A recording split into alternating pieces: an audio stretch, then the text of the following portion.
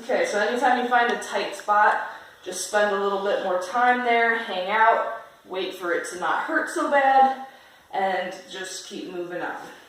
So that's good for my glutes. Gonna go on to the hamstrings now. So to put a little more pressure on the hamstring, you can put one leg over top of the other, and you just roll all the way from top to the bottom of your thigh, and you can get it at all different angles. Just try and keep your shoulders lifted back, keep your butt off of the ground. I'm going to switch and go to my other leg. Any spot that feels extra tender, again, you can hang out at. Sometimes I like to move my ankle around to help play with a little more stretch in my hamstring. And then move on. That feels pretty good. We're going to move down to the calves. And for these, you can either go one foot over the other and put more weight and pressure on the calf like that. I like to just push down and then move my foot around to change the positioning of my ankle here, or of my calf, lengthening and then shortening that muscle. And that's really where I tend to get a lot of my adhesions and my tightness at, is in my ankles. And wanting to get into a full squat position, this is where I really try and spend my most amount of time before I squat or before I do any sort of lower body work, because this is where I am definitely the most tight at. And this is where you'll find a lot of people actually do have a lot of problems at. So spend a good amount of time there getting your ankle nice and loose. And then same thing on the other side. I'm going to do a couple, just putting all of my weight on there and going back and forth. So that. And then where I'm really tender at, that's where I'm going to push down with my other leg. And then just wave my foot around back and forth. You can even do some circles. I'm just trying to open up the ankle here to give myself more range of motion while I'm doing my squats. Alright. And this doesn't just have to be for squats and lifting heavy. This can also translate into something as simple as walking. When your ankle mobility is poor, you tend to either let your foot collapse and pronate every time that you walk, and that tends to put a lot of stress on your knees.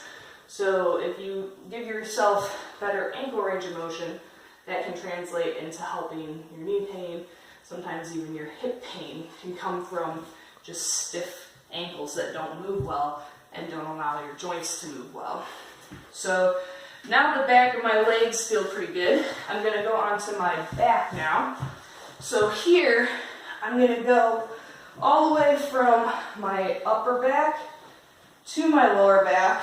When I make that transition into the lower back, you just want to make sure that you're not arching your back.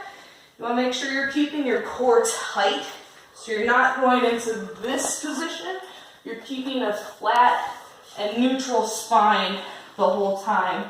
And if you have a strong enough core, you can lean on one side, so you're getting that one erector and QL. And then you can go onto that other side to get that erector and QL a little more isolated. And then you can go all the way up, spend a little bit more time on that upper back if you have a really tight thoracic spine. A lot of times if people sit a lot, this area right here gets very, very compressed. And all of the area of the chest gets tight too. It'll a lot of times display itself as like tight knots in your upper traps too. I like to put my hands up above my head. Try not to arch when you do this. You can lift your butt up off of the floor to help, and then rolling up and down, trying to reach my hands and keep my fingers against the floor here. Helps open up that thoracic spine for me. And sometimes when you exhale right through there, you'll get a nice crack of the back.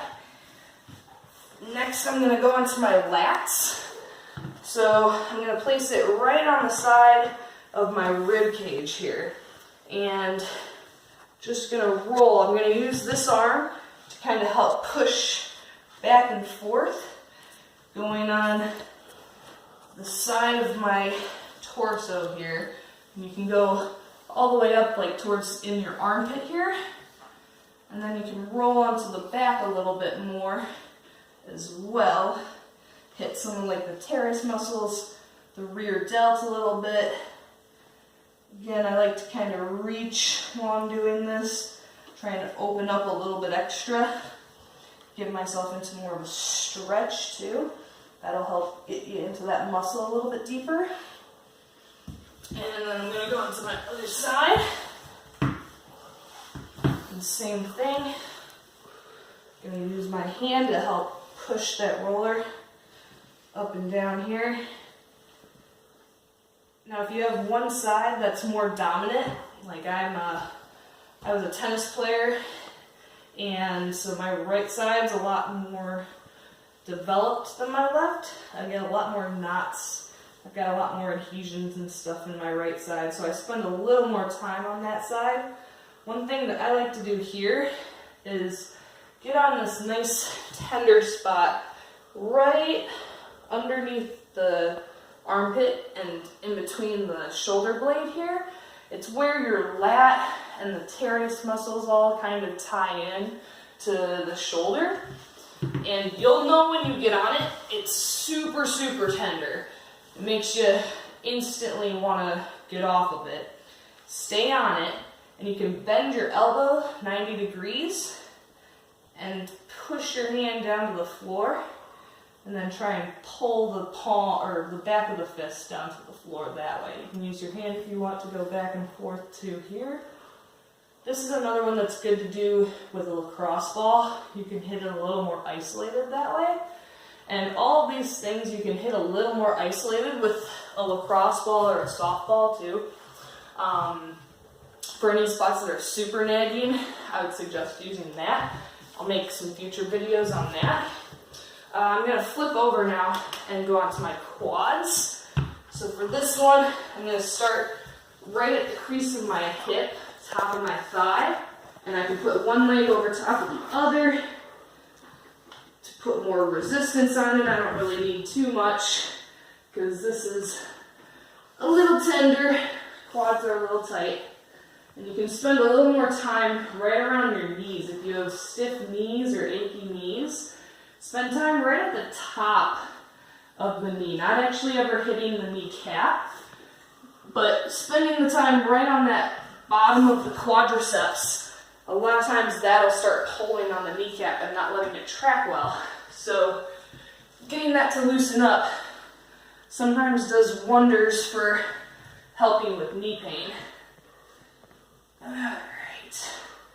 And then sometimes, if you have tight hips, it's nice to spend some time. This is another one where lacrosse ball's a little bit more isolated, but getting right into that crease of your hip, and you can roll back and forth like this. I'm literally just right on the top of my thigh, and I'm just trying to go from one side to the front, getting my hip flexors to loosen up just a little bit. And now I'm going to go onto my chest. So I'm going to put it right on the side here, like this, and roll back and forth.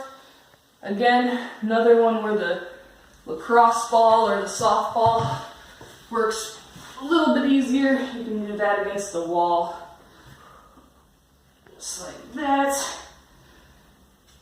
And last but not least, I'm going to go onto my side of my thigh, get my IT band, a little more of the side of my thigh. So you can go and roll onto more of the hamstring. When you put yourself more onto the back of your thigh, you can roll yourself onto the IT band just a little bit. Be gentle on this. You don't want to overdo it here. And then you can put yourself more onto your quad as well if you roll more onto the front of your thigh here too. And I'm just going to switch, pivot to the other side.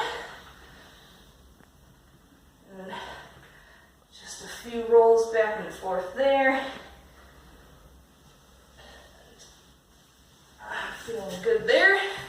The last spot after that I forgot to do with this is right in the tibialis anterior. Again, if you're having ankle restrictions, this is another tight muscle that will sometimes do wonders for helping your knee track better and your ankle track better when you're walking, running, doing squats, or whatever your sport is.